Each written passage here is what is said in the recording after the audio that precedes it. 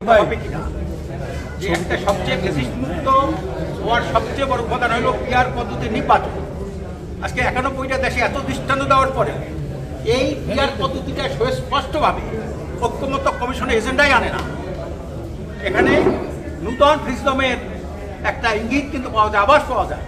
আমরা পরিষ্কার বলেছি যে 91টা দেশে যে পিআর আছে সেই দেশের রাজনৈতিক স্থিতিশীলতা, উন্নয়ন, উৎপাদন আমাদের অনেক বেশি।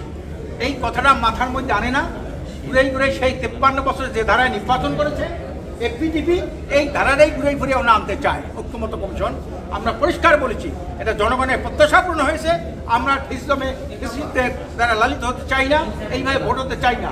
53 বছরে কেমন ভোট হয়েছে? একটা ভোটও কি সুষ্ঠু হয়েছে? একটা ভোটও কি জনগণের প্রত্যাশা পূরণ করেছে? আদৌ পারে নাই। কাজে এই জন্যে আমরা পরিষ্কার বলেছি যে ভোট হবে নিম্নকক্ষ, আপার কক্ষ, মহিলা আসন, এটা হবে পিআর পদ্ধতি। ক্লিয়ার কমপ্লিট আমরা বলেছি।